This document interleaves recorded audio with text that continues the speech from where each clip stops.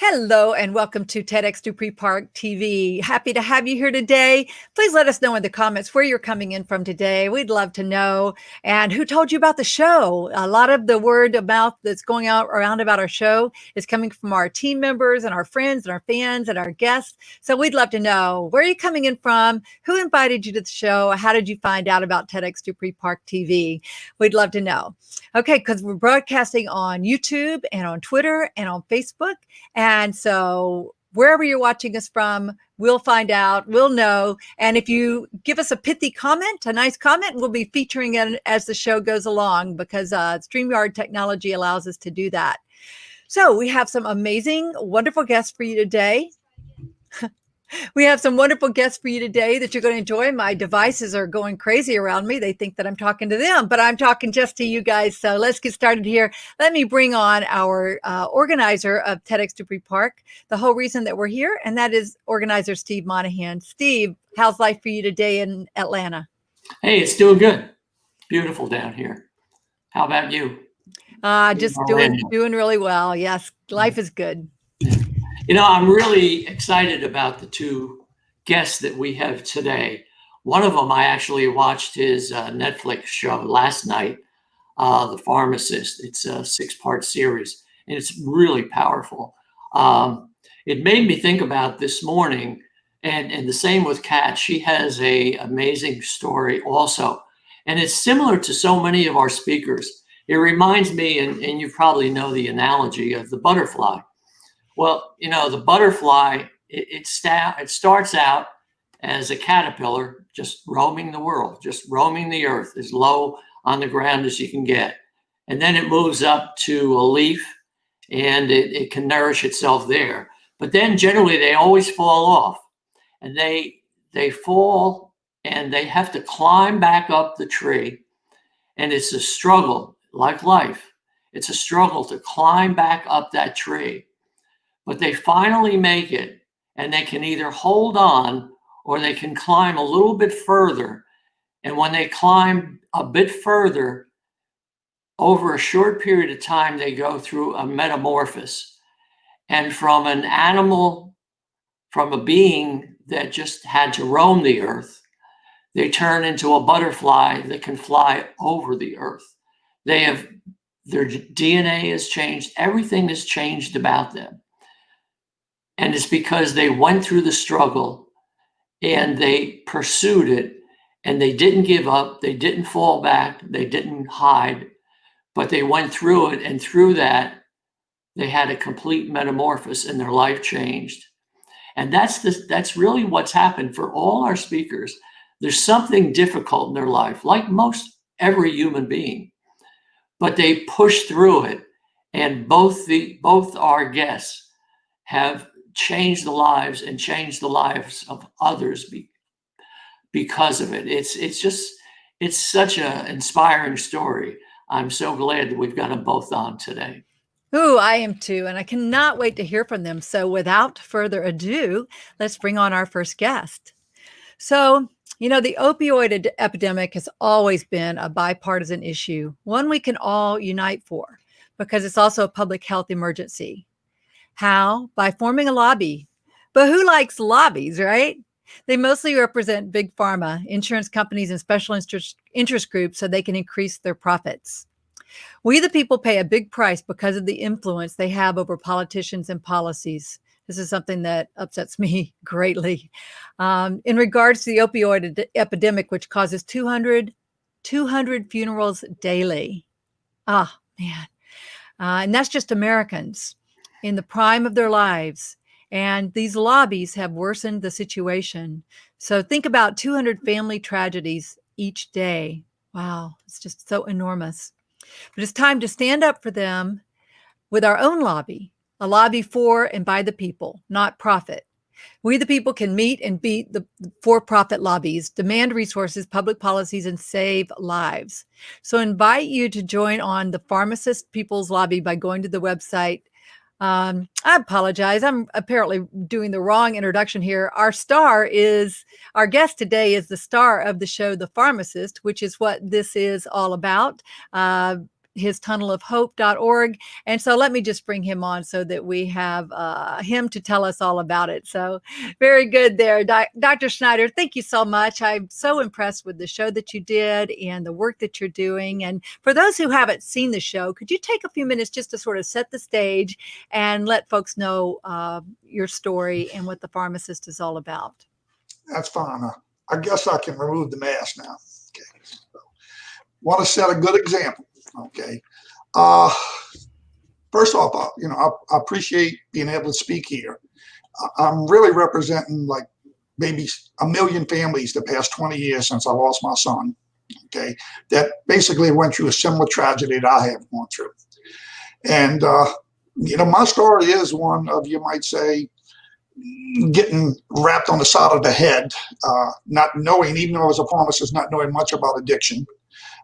My own son succumbed to it, and I wasn't even aware. Okay, we can see him in the background; he's always there with me. But all of a sudden, my son gets murdered buying a serious drug in a very bad area, totally unbeknownst to me.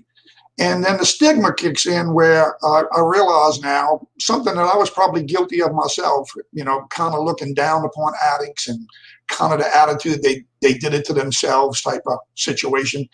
And now all of a sudden it's my kid. Okay. And I know him and I love him. And basically he's been a great kid. Okay. And so I found out it can happen to anybody, but I also had to learn about addiction. But the stigma, again, the police didn't really care to find his killer, okay, and which was crazy because they were leaving a killer on the street that could kill again, okay. So I was quite frustrated with that, and they presented hurdles for me that I had to constantly jump across. And initially I think they were just not paying attention, not caring. But eventually, when I got closer to actually solving a case, they actually put hurdles in front of me. They had botched the case up so badly that they didn't want the case to come to court, to be quite honest with you. Okay, but so we had a big challenge. Along the way, I did a lot of praying, okay, and begging, if you want to call it, to God and to my son to help me, okay. And I promised that if I could actually solve this murder and get some measure of justice, okay, and I wouldn't get hurt and my witness wouldn't get hurt because we were both in very dangerous situations, I promised that I would go on a mission for God or for other families to prevent them from having these type of tragedies. So that's kind of what I did. And then shortly after resolving the case, I obviously seen coming in my drugstore every day, I saw young people that reminded me of my son, a different age bracket that was taking these high-powered opiate prescriptions, different than I'd ever saw before, okay? And it was like a new generation of addicts that I saw being created. And, before my son's death, I hate to say this, but I probably maybe would have turned my head or not really been that serious about it. But this time I knew. I knew what was coming. And I had to do something about it. And I tried the traditional channels, but again, they backfired. I hate to say it. I love the police. They have a tough job. Most of the time they do a great job. But my experience with them back then was not good. And they were good cops, but the overall experience was not good. I ultimately had to take it upon myself to really work and have hurdles and study and eventually manage to shut this doctor down. And then I realized, that the biggest key was education and awareness. So I went on to speak at schools. I also got involved in developing the pharmacy monitoring program in our state, which would cut down on doctor shopping. And, then I tried to go after Purdue Pharmaceuticals with some ideas initially, thinking that maybe they wasn't quite aware of what was going on. And I guess I was naive, and I tried to talk them into doing some things to modify their drug, and come to find out that they didn't really want to monitor the drug because if they modified the drug, it would sell less, and they really didn't care about the lives lost. They cared about the money, and so that's pretty much the story. And I've been on this mission now for a long time. Oh, I feel for you. It's so sad and so tragic. I also lost a teenage son, he took his own life. And while drugs were somewhat involved, that was certainly not the main factor. But I feel for you, and I'm so inspired by your story and your zeal and your perseverance and your just following these trails and bringing this to light. And I'd like to bring on one of our other team members. We call her our sponsorship diva here, and that's Bhavna Mutha, who is also an integral member of our team and also a pharmacist, and who has introduced us to you. And so I'd like to let you guys chat a little bit, because I know she knows a lot about your story and what's going on in the pharmacy world. So let me leave it to you guys to do some chatting here. Dan, thank you so much. This feels like a dream come true.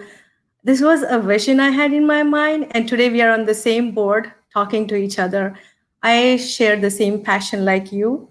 To me, if I had a way where I could award something, I call you my unsung hero. The two leaders that I believe in is, Mahatma Gandhi, who started the movement, the Satyagraha movement, and Mother Teresa. She was above and beyond, who was never me. She was always we, and she was so selfless. In your mission, in your 2 to 3 decades that you put into this work, you have taken those attributes of both of the leaders today. You started a movement that put the OxyContin at halt. And also, you were not just me, my son, my pain, my death, the death in my family, my misery, but you rose above that and you saved so many more Danes across United States of America. So first of all, yes, you are my unsung hero. Now, as I was reading articles, so many articles mentioned, the crazy pharmacist, or he's nuts, or he wouldn't give up.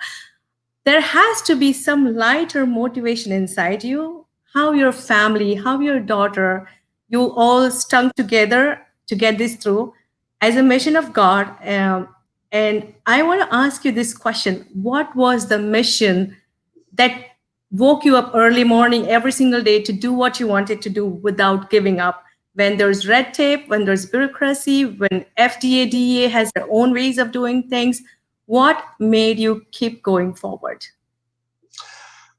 My son's tragedy. I just could I possibly save another kid? On a docuseries, I said that I couldn't save my own son, but maybe I could save others. And unfortunately, I had some hard-found wisdom that most people didn't have. And I felt like if I shared that in the uniqueness of being a pharmacist and having the knowledge that I have, and being the gatekeeper that I am, and more aware of the issues, it was like I was placed there almost. And so I made the best of it. And, I struggled for years, though. The most of that docuseries highlights everything I did, and most of what I did in that documentary, I did the first 5 years.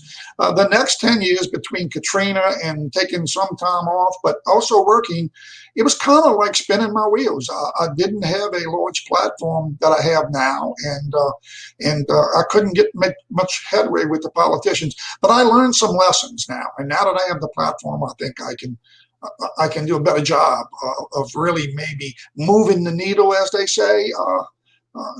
Because unfortunately I did some good things. I hope I did save some lives, but I haven't moved the needle the way it has to be moved. That's so well said, Dr. Schneider. So today in our viewers, I represent 2 organizations, a group of pharmacist moms, which is 35,000 pharmacist moms watching you right now, and also another group of pharmacists where I am an advisory board member of medication therapy management. And we deal so much with telehealth. To me, as a retail pharmacist, I would say that every pharmacist who's in practice is like walking on a tightrope when they're trying to deal with controlled drug prescriptions. The entire process, from the prescription being dropped off to the PDMP monitoring, to the delivery, to the MME calculation, and to checking the driver's license, it's a big process under the lens with such little time to execute the expectations of patients. As a pharmacist, I've faced it every single day in 15 years of my life. And today, as a voice for all these retail pharmacists, what would your message be? You call us gatekeepers, and we are the ones who dispense these medications, which are supposed to save lives. But instead, if they were doing something different, it is a painful scenario. So address the large audience of pharmacists that are on here today, Dr. Schneider. What I would say to the retail pharmacists is, yeah, you have your hands full. You juggling a lot of plates, okay? But look at these people that come in that are taking opiates. And even if you consider them what I call maybe a drugstore addict in a sense, look at them as if they were your kid, okay? How would you want them treated, okay? What could you do to perhaps maybe change the direction that they're going in? Okay, and I know it's futile in a sense because you know you can talk to 10 and maybe you only make some ground with 1 or 2, but 1 or 2 is better than none. So put the energy into that. And I would say this now, the pharmacists now have to almost go beyond what they can do at the counter, which is counsel and educate and warn, okay, and look out for funny business prescriptions in a sense. Be alert, okay. But now a lot of these people have turned to heroin, and lots of times it's laced. And so you really got to get out from behind the counter, okay, and join the effort, write op-eds, make other aware of the problem, join an organization. You're welcome to join my pharmacist lobby. That's telephone.org, and you can maybe help us make a difference. And so they got to go beyond than just the counter, but the counter is important. Go to schools.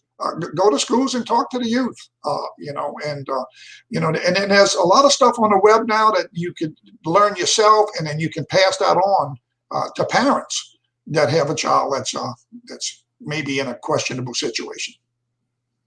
That's such a great advice, Dr. Schneider. And this brings back to me a memory I had about a year ago, I would say. The organization that I was working for gave me a chance to go to schools, like you said, and do a presentation which mentioned one choice changes everything. So that morning I woke up, Dr. Schneider, and I thought maybe even if one student today, turned around, my presentations, I was a volunteer, would be worth it. Guess what? Throughout my 5 presentations back to back, there was a child sitting in front of me in tears constantly and nonstop. 8 students on the spot came forward to talk to their counselors. So to fellow pharmacist moms or every pharmacist who's watching, I just want to give a message that, like Dr. Schneider says, go and save the future of America. Our teenagers, they start on early, and we as pharmacy are the gatekeepers. My question to you, Dr. Schneider, is, say if you have a teenage who is stuck into the situation, it's like a gravity that pulls you down. You are in that addiction state. It's substance abuse, it's alcohol. What would your advice be to any person who's listening today who wants to go backwards and come out of that zone that they're stuck into? All our teenagers or anybody who's just started that aspect in their life, kindly guide them. Well, it's a simple thing of saying just say no. It's much more complicated than just saying no, even though that is technically speaking the answer. All these drugs that you'd be trying basically at your age, if they're below 21 or 18, whichever it is, they're illegal for one thing, okay? But they also have a bigger impact on the brain than they do for a person later in life that might experiment with some mild substances, okay? It can really change their brain. It can really change their motivation. And it can also watch the pharmacists, okay? Look and see what experimenting with drugs might lead you to. I'm sure my son, who initially smoked a little marijuana, okay, I talked to him many times about that, and please don't progress. And, I try to discourage the marijuana use, but in my own mind, I kind of said, if that's the worst he does, then maybe that's not so bad. And I preached to him about progressing, but ultimately it still happened. It's a complicated story on how it happened, but it did happen.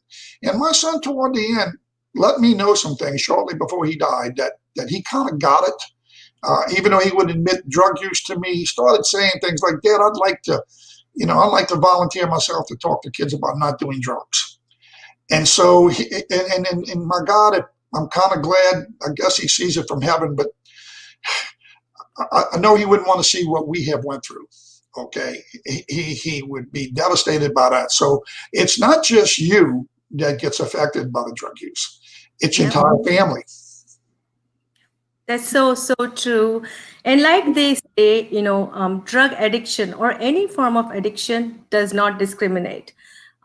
It could be your Hollywood celebrities. It could be the Bollywood celebrities. I just learned that you have somebody from India as a background. And as we speak, Dr. Schneider, there is a case mystery that about 1.38 billion Indians are watching right now, which surrounds around drug cartel, drug syndicate, and drug mafia. You have this organization called Tunnel of Hope. What would your message be today to the international audience across the globe? You started the strides. We all want to join your fight and your mission. Tell us a little bit more about your organization and how it can make an impact across the globe. I welcome that. Again, we are focused obviously on our country. However, I received letters from around the world. Okay, and I became more aware that this issue is not just an American issue, although we unfortunately are in first place or last place, depending upon how you look at it, in opiate use and addiction. But no, it's a global problem. I am affiliated with an organization called the Global Recovery Movement, and it's a kind of a sub-chapter of what I'm doing, and we kind of help each other. And we are looking at paradigm shifts. We really want drug use to be treated more as a health issue, not as a criminal issue. Okay, we're looking strongly at decriminalization. Okay. Yeah. And we're doing that because we looked at Portugal, and Portugal over the past 20 years since my son died has reduced its overdose deaths by 90%. Meanwhile, in the United States, we've increased ours by 400%. And Portugal went from like 400 overdose deaths, it's a small country, down to about 40. We went from like 16,000 up to about 72,000 last year, and we're looking at 85,000, partly because of COVID now. Okay, so it's an international problem. Anybody can go to my website and sign on. I'm going to know who's from what country and such. And although I will focus on my country, if I can be of any help whatsoever, I would like that. Prior to COVID, I was invited to speak in Australia at their convention, in the Philippines at their convention. So, I look at this as a worldwide problem. In fact, it seems now to be moving to the other countries, the opiate issue, and a lot of the pharmaceutical companies now, it's a little harder for them to operate in the United States. So they go to where the money is, and without taking lives into consideration and families into consideration. Sorry to be so hard on them, but I think they've hurt a lot of people, and it's all about money. Yep, and it is sad. It is pathetic. If you see the loss and the aftermath. I've dealt with, pregnant women who were addicted, and I've seen families go down the hill. Like in my 15 years, a complete shift in the family with one drug addict problem, discovery or whatever. So thank you so much. Those were my questions today. I know everybody would want to ask more, non-pharmacist perspective, but all to my pharmacist viewers, the PDMP that we use day to day in our retail, Dr. Schneider has played a very big role in the development, which helps us monitor and keep track of drug-related abuse and activities. So again, thanks, Dr. Schneider, for everything you've done. We are behind you. All my pharmacist moms will be sending messages, all my other pharmacists from the medication therapy management, telehealth, everybody who's going to watch about 100,000 pharmacists on their Pharmacy Times, if they telecast it, we're all behind you. And again, you're my unsung hero. I will pass on the spotlight to my other team members. I'm pretty sure they have some questions too. Thank you. Yes, here comes Steve Monahan. Hey, thank you, Bob. Yeah, Bob, that was really good. I'm glad we had you do that because you really have the insight into this. And, it's a big problem. Let me ask you, Dan, is this, let me try to take it from the highest level. Is this a push problem or a pull problem? Is this drug companies pushing these out for profit, or is it a lack of hope in people that is pulling the drugs into them? For instance, where they, states where they've lost jobs, the middle, the Midwest, the Rust Belt, there's so much drugs there. So you would say, well, it's a lack of hope or they don't see a future. But, but if you keep pushing stuff on people, eventually they're going to take it too. So what, from the highest level, what do you see that? Well, what I see it as, it is a combination of both, but the big pharma people actually looked for areas that were economically deprived. They looked for areas that were blue collar workers who might have pain. They sold them on the fact that it wasn't addictive. They sold them on the fact that that it was okay for them to take this for their little aches and pains, okay? And all of a sudden, instead of just 10% of the population taking it, it was a big part of the population. And obviously, these pain pills start off by actually not only relieving pain, giving energy. Later on, they're really not that great at the pain, but they definitely give these people energy. And then what builds in is an addiction, okay, where if they don't take the pill, they feel even worse. And so it's a vicious cycle that they have to continue on, and ultimately goes on and on. So these people, Big Pharma marketed this. They did studies on where were the vulnerabilities that they could sell their product. And so it was maniacal. It really was. And, hopefully Purdue's being sued right now. But one of the big issues there is Purdue is probably going to give up a lot of money, but they don't want to give up the fact that they were guilty. They don't want to give up the fact of what they did to make this happen.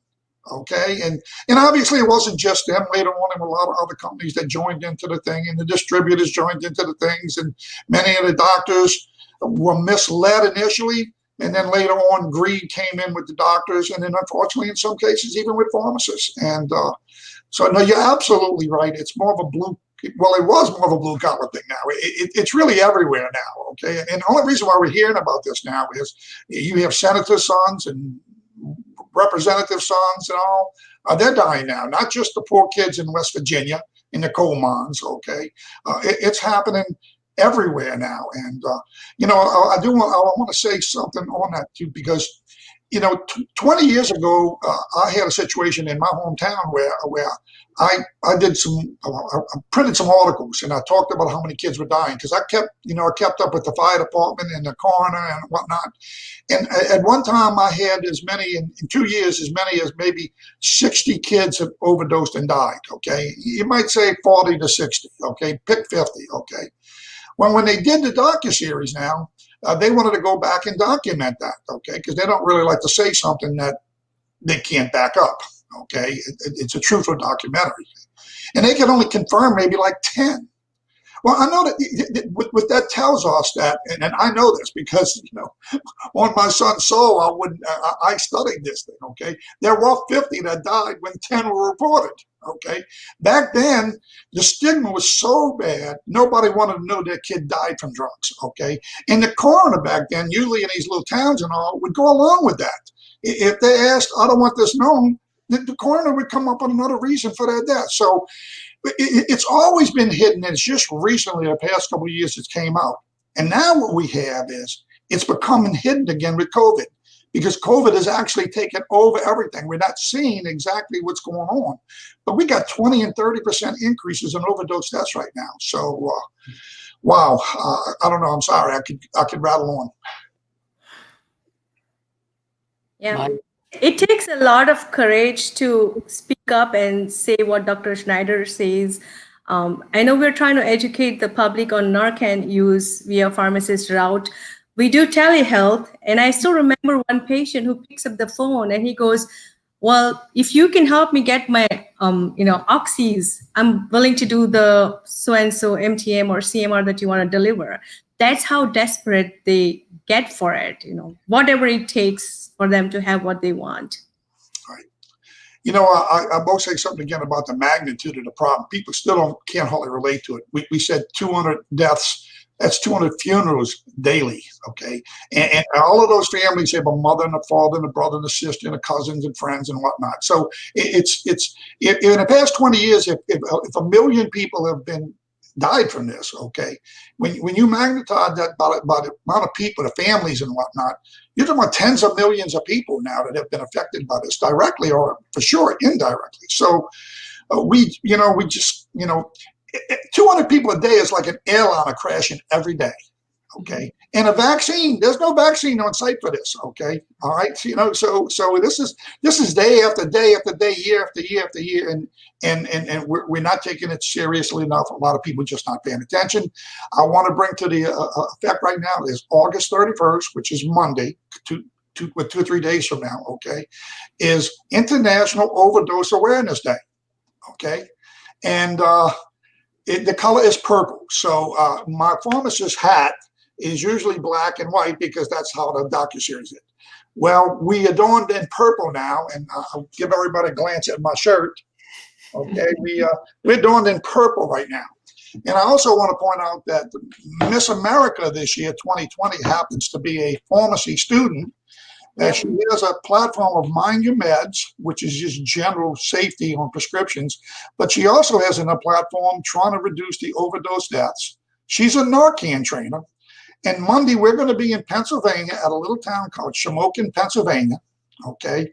And it's one of those old coal miner towns that's kind of downtrodden and whatnot, and their drug situation is maybe a little bit worse than other areas, okay? And we're going to be there, and we're going to not only talk, but we also are going to give out Narcan. And Miss America is going to present the Narcan, okay? And she's going to offer some demonstrations on the Narcan. So it's a remarkable situation that at the same time that my docuseries came out and I kind of became known, that Miss America would also become Miss America and be a pharmacy student and totally involved in our mission. So she's on board in our lobby. And by the way, now people get confused. It's tunnelofhope.org, but I look at it as the Pharmacist People's Lobby. Okay, we're going to speak for the people. We're going to make a difference. Politicians have to be pushed. Usually the only thing that affects them is if they think it's going to have an effect on their election. Okay, and so we got to make sure that we get huge numbers of people. If the NRA can get 5 million people and they charge dues, we ought to be able to get a couple million concerned Americans about these kids that are dying, these 200 people that are dying a day, okay? And if we can get 1 million or more people signed up in this thing, we can have real influence and we can push through some things and get resources and change. Well, thank you so much. And we look forward to following your story and to helping amplify what you're doing. And we'll certainly do a lot of posting about this.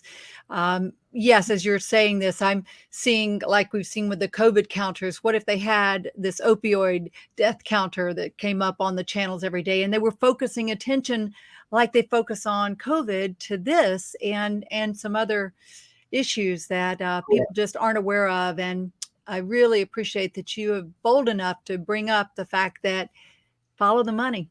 You got to follow the money. That's the key. Absolutely. Well, thank you so much. Any final words? We've shared the website. Let's pop that up there again. And Monday is a big, big day. So Monday we will focus on that. Everybody wear purple on Monday. And any Right. parting words, Dr. Schneider? Well, we are also getting in my hometown of New Orleans, Louisiana, we get in our state to lower the flags. And many of the states around the country are going to lower the flags to have staff. And also, we're going to light up the Superdome in purple. Okay. And everybody's familiar with our big Superdome down in New Orleans. Okay. And so, yeah, we hope and this will bring awareness and help us reduce this issue, and we got to cut back on the stigma. The final word is if we could get people to realize that most of these people now that became addicts, they didn't do it because they chose to get high. They did it because a doctor prescribed them medication for pain and it changed their brains. And it became a brain disease, okay? And so regardless of whether they did it to get high initially, a youthful indiscretion, as you might say, okay, or whether a doctor actually did it, the same end result was they developed a brain disease. And we have to treat that. And we got to show respect and caring and compassion. Yeah, that's one of the tough things about mental illness and brain diseases. People can't see it. And they can't see cancer either when you describe that you have cancer, but they kind of have a better idea what that looks like and what that means than brain disease, the mental illness. So appreciate all you're doing there so much. We look forward to following what you're doing and to staying in touch. Thank you so much for honoring us. And thank y'all. I really appreciate this. Okay. Well, boy, I tell you, that's a powerful, powerful story. If you guys have not seen that, please tune in to The Pharmacist. It's available on Netflix right now. Even if you don't have a subscription, you can get a 30 days free subscription. I imagine they're still offering that. And certainly Netflix knows it's a powerful story. Every time I log on, it says, you need to watch The Pharmacist. I said, okay, that's great. I've been tuning in and checking it out. And certainly now that he's been a guest on our show, I'm going to dig in and learn even more. So our next guest today is one of our TEDx coaches. One of the benefits of being a speaker on a TEDx stage is that you get to work with a volunteer coach who helps you hone your message, helps you trim it down to that really tight time frame that is available for TEDx. Now, in the beginning, TEDx was 18 minutes. That was pretty well known, but I don't know if you've noticed, but TEDx's are getting shorter and shorter. And as a speaker, as someone who's been on a few stages, I will tell you that the shorter the speech, the harder it is, especially when you're trying to have a big impact. And so we're so grateful to our TEDx coaches who are helping with that. And let me introduce you to one of them who is helping with our speaker, Sean Lee Cochran. So let me tell you about her. At the age of 19 in 2011, she was riding her horse back to the barn, and she was injured when he suddenly stumbled and fell. After she regained consciousness, she discovered that her horse was dying and that she was paralyzed. After a long and difficult struggle, she found a holistic therapy that helped her regain her mobility. And soon after recovery, she began exploring the possibilities of using that same life-changing therapy to reduce pain and suffering in the creatures she loved. So her company Benefab was born, and that's where you can wear. It's a wearable therapeutic pet product, and she's going to tell us a little bit more about that in her story. She loves to help people channel their passion into profit. And her newly released book, Broken to Branded, I love that title. It's full of true business stories and real-world strategies designed to help entrepreneurs build a successful business without losing sight of their purpose. So with that, let me bring on our TEDx coach, Kat Christensen. I think I butchered her name. Kat, please tell me how to pronounce your last name. Chrysostom. You did just fine. Chrysostom. Okay, that's Yes. Terrific. What a fascinating story. So I gather you're quite an animal lover like me, out with the horses and help and creating products that help. So I gave the basic introduction, but expand upon it a little bit. Tell our audience what they need to know so they can understand where you're coming from today. Sure. This is actually so natural of a fit after watching Dr. Snyder just now, because one thing that I'm really passionate about is the happy medium. And with Benefab, so if you go back to 2011, I know you touched on it in my intro, but I was actually studying biology. I was on a pre-med track, and my entire family is in medicine. So I am actually too quite aware of the opioid epidemic and everything that's happening there with that and how real it is for our country and around our world. But I was very passionate about following in those footsteps and being in traditional, or I should say Western medicine in the United States. And my third year of school, I actually took spring break and came down to Florida, where now I live. Then I didn't, and was riding my horse back to the barn, and he suddenly stumbled and fell. And out of all the crazy things I did growing up on a farm, we were just walking when obviously my accident, the worst accident I'd ever had, occurred. And we tumbled over each other, and actually the horse and I fractured our necks. And I was temporarily paralyzed with a C2 fracture, triple fracture my C2 vertebrae. And the horse weeks later didn't end up making it. And it's interesting, I actually was put onto a morphine drip. I was in the hospital for quite some time. I was put onto a ventilator. I didn't have a severed spinal cord. I had a severely bruised and inflamed spinal cord. So there was hope, but it was that fear of the unknown, like what's going to happen next? Am I going to come out of paralysis? Am I not? Some of the residents in the hospital were arguing for a less invasive treatment, and some of the others were saying, no, we should do surgery, which would have solidified paralysis.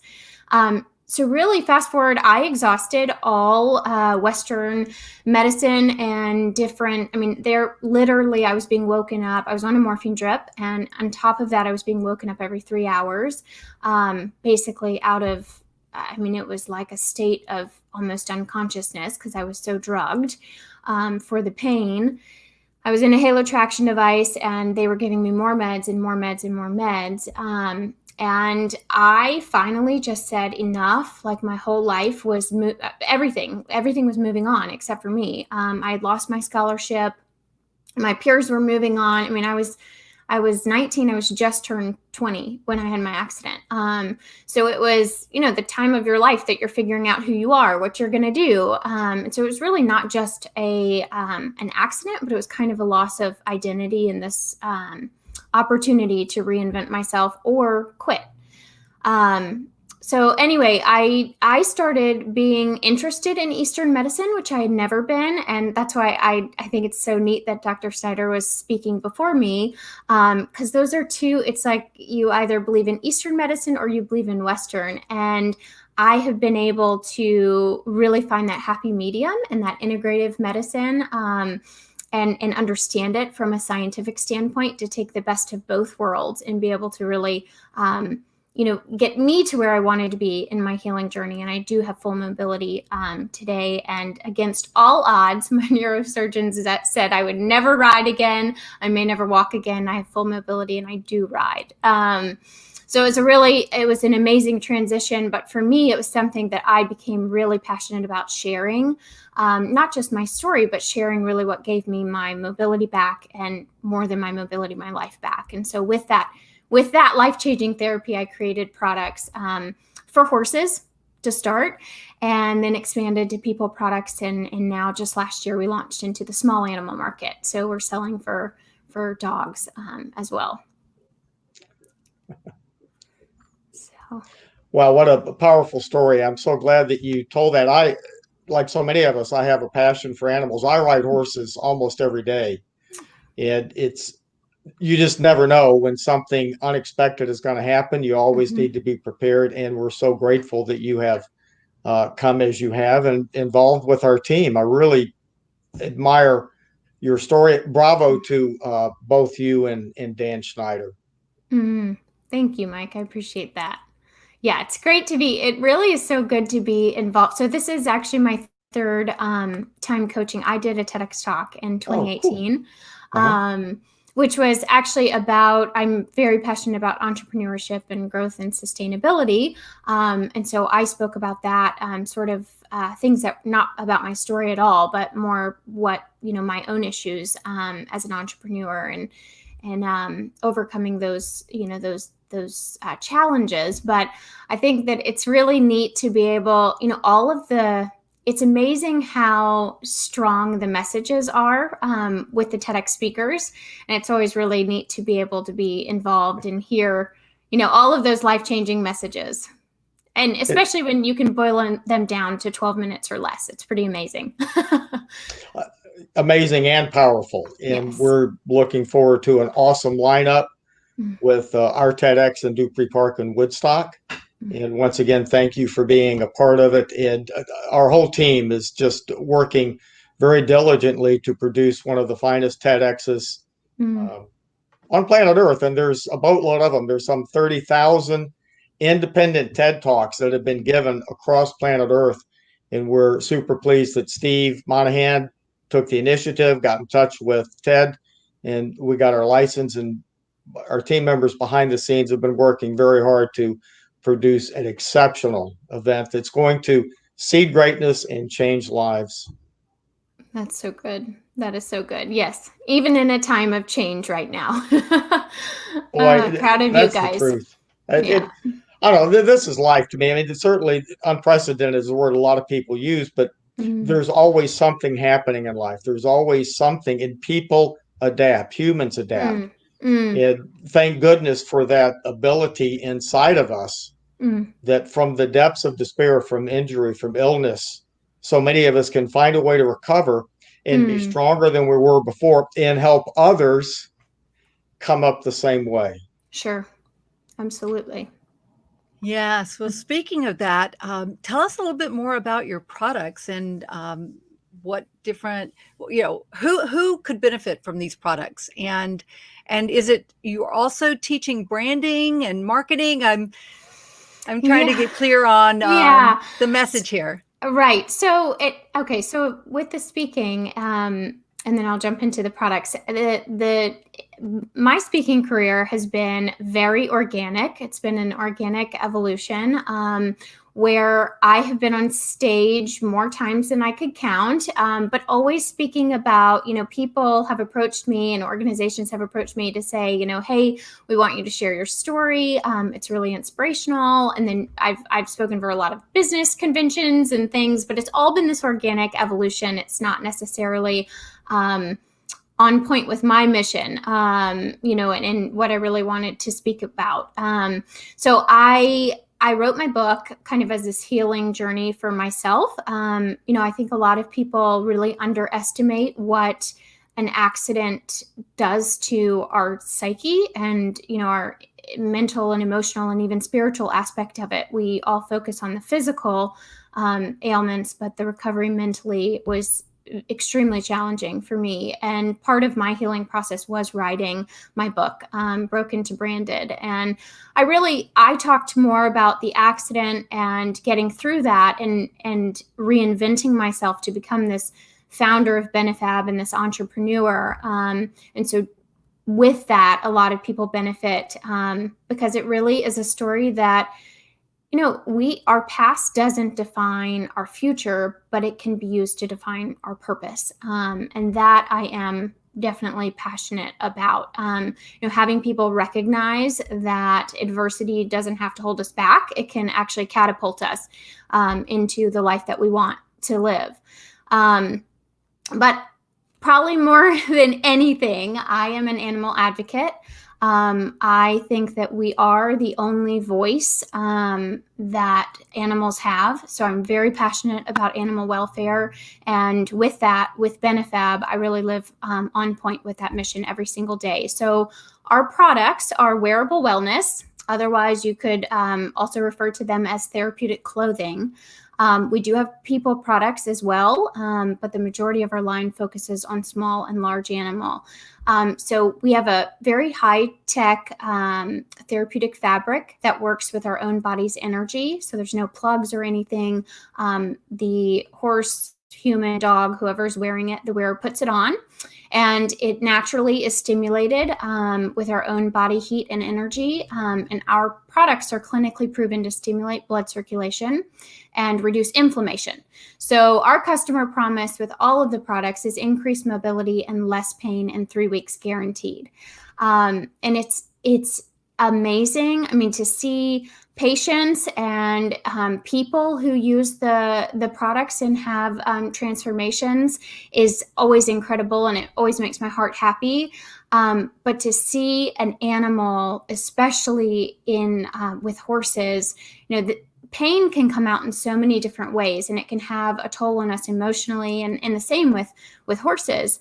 They will start acting out behaviorally, and their handlers will start being bitten or kicked or whatever it might be, that they're acting out. And to be able to see that product placed on them and them start to lick and chew and their eyes starting to, to soften and to relax, there is nothing more rewarding than that to me. So that's really that's Benefab in a nutshell, but that's what we do. I wanted to tell you this. I'm so glad you're on. About 4 weeks ago, I went to your website and I looked into it and about the FAR technology, and the stones, natural stones, amethysts and different ones. And I really thought I would look into that because I have an integrative approach myself through what's happened to me, a similar story. So my wife needed a new heating pad. So I thought, well, I wonder if you could get both. So I found out that you can. And so we bought a heating pad for her that has the FAR technology within it, which is the gemstones sewn into it. So instead of a $40 heating pad, it was a $180 heating pad. Sure. But I'll tell you, I have 3 broken vertebrae in my back. So I'm dealing with a lot of pain. And I thought I would try it. Well, the first night I used it for an hour and a half. The next morning I woke up, I swear to God, I did not have pain in my back. And so my wife and I are both using it. It really works. It's just, it's, as you know, it's below a microwave energy, but it's, like a chiropractor would give you, but it's sewn into this because of the gemstones. And then, like you said, the body heat, and I guess the heating pad, if you take it up to 100 degrees, makes it work too. So you've saved me and my wife some pain, and it really works. So and we're animal lovers like you. We probably, Kristen Butler and I, and we still have a animal rescue, saved 1,000 dogs or so. So we have that same thing. And to go back to what Dan Snyder said, the thing is, you can't save them all, but in the animal welfare, just the one you save is so happy. You can get burned out because you give up because, well, I can't save them all. But if you could just save one, and it has that repeat effect. Sure. Yeah. You're doing it so great. Thank you.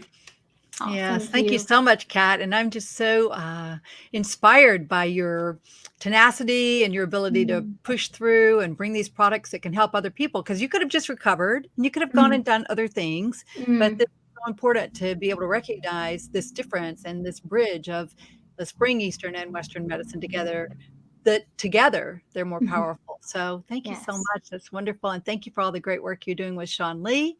And we really appreciate you so much. And we'll share the link, or actually after you get off, if you don't mind, share the link to your TEDx in the comments below. You guys have to see Kat's TEDx talk. It is super powerful. You're going to really love it and get to know her even better. So before we let you go, is there anything else you'd like to share with us? I don't think so. We covered a lot here. No, I just want to thank you guys for having me on and everything that you guys are doing, and also for giving me the opportunity to be a coach. It's something I'm really passionate about, and it's been really fun to work with Sean Lee and be able to hear her message. And that's one thing I love, is diversifying. And that's one of the amazing parts of TEDx, is that when you're a coach, you don't get to choose, who you're going to be coaching and their message. And it's always really fun to be exposed, to so many different things. So I appreciate you guys having me on your team. Oh, well, thank you so much. We really appreciate you. All right, you guys get her book, Broken to Branded, and watch the TEDx for Kat Chrysostom. And Kat, what's the title they should look for when looking for your TEDx? It's actually Breaking the Monopolies of Amazon, Facebook, and Google. And I will drop, I'll drop the comment or the YouTube link in the comments. And also a link to your book. That would be great. Wonderful. Thanks so much, Kat. Okay, Bye-bye. thank you. All right, well, let's bring our co-organizer, Mike, back on here to wrap things up for today. Boy, what an interesting show. And I had no idea there was going to be that merging of the pain and the addictive drugs and that whole thing there. And so we can bring everybody back on in just a second before we go. But I know we did want to talk just a little bit about sponsors and the importance of sponsors to our show. Mike, Steve? Well, I just wanted to take a moment to thank our sponsors. Most of them have been a part of the TEDxDupreeParkTV. We try to highlight a sponsor each week. And without the sponsors, none of this would take place. And most of our sponsors are local to the Woodstock, Cherokee County, Marietta, Atlanta area. They've been very instrumental in helping us go forward. Gina, thanks for showing the sponsor slide off of our website, TEDxDupreePark.com. We make it very easy to participate in sponsor activities. We've set up a number of different levels that you can participate. We still need some money. We still need some sponsorship. I'd love to encourage, once again, each of you to think about how incredibly neat it would be to have your name and TED associated together. It's a terrific way to brand yourself, to get your name out into the community, not only through TEDxDupreeParkTV, but via our website. Our event that will be coming up in November, we will have opportunities once again for you to get your brand out there and let people know that you care, that you're involved and engaged with seeding greatness in trying to make planet Earth, the United States of America, state of Georgia, Cherokee County better than it was before. That's really what this is all about, trying to make the most of what we have, living more in the present, and feeling comfortable and happy about an unknown future. So that's our message for today. We want to thank all of our sponsors. Please visit our website, TEDxDupreePark.com, and get in touch with our sponsors. Let them know that you care, and certainly do business with them as you can. We've got a variety. We have a bicycle shop. We have a nonprofit. We have a chiropractor and local magazines. And of course, our presenting sponsor, Green Pets of America Charities, Steve Monahan, involved in the animal rescue and food pantry engagement for, particularly now during COVID, when people are without steady income. It makes such a difference in caring for our companion animals. It makes such a difference in everybody's daily life. Absolutely. Steve, well, thank you so much for bringing TEDx Dupree Park to the world, and for having your organization, Green Pets America, to be the presenting sponsor. Would you care to comment on why you felt this was so important? Yeah, it goes back to the old Greek saying that I enjoy. Societies grow and flourish when its elders plant trees that they know they'll never sit under. And it just doesn't have to be its elders. Just think about like what the pharmacist is doing. He, it could have ended with just his son, and he dealt with it and moved on. But he's looking towards the future, trying to change something. That's what we're doing at TED. TED is one of the most, if not the most trusted brand when it comes to getting clear, concise, scientific information. It started as technology, entertainment, and design out in the West Coast in 1984. It's now grown to a global organization. There's always a TED or TEDx going on. Their talks are shared in 100 different languages. They're focused for intellectually curious minds, and that's the type of people you saw today. And we're trying to better humanity. We're trying to make it a better world and a better planet. And so much of that can be done. COVID has just really opened the door of awakening people that there's such opportunity to work together and do so much. And so, if you have a business, if you have a passion like we do, we are looking for people that want to align themselves with the world's most trusted brand. And together, like with the organization the pharmacist is building, we literally can make a change in the world. TED is already making that change. It's a tremendous organization to be a part of, and we want to welcome you in and either partner with us or be a sponsor with us. And just reach out to myself or Mike or Gina, and I think you would enjoy being aligned with this brand. We would just want to take your brand, meld it with our brand, and see what we can do with the power, the synergy of the two. Well said. Well said. Well, let me bring on bring some of our guests back on here. I see Kat's still out there and Bhavna's still out there. And Marcy, I don't know if you want to pop on or not. Just give me a head nod, yes or no. No? Okay. Well, I do want to recognize Marcy Walsh, our producer, who's been operating in the background as she has for every one of our TEDxDupreeParkTV episodes. She's been making the magic happen. I'd like to give a big shout out to Randy Stooks for getting everything organized and for getting all the guests set up and making sure everything's running smoothly.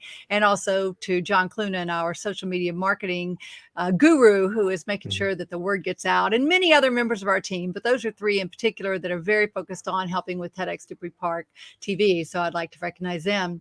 So with that, what a great show. Thank you guys. If you guys like this, please comment, like, share, and let us know how you're seeding greatness in the world. We may feature you next. Who knows who will be the next guest on TEDx Dupree Park TV. With that, thank you guys so much. Let's do a quick go on the count of 3. Let's do go, seed some greatness. 1, 2, 3, go. Go seeds. Seed some greatness. We'll get that down right one day. Okay. Thanks so much, everybody. Bye-bye.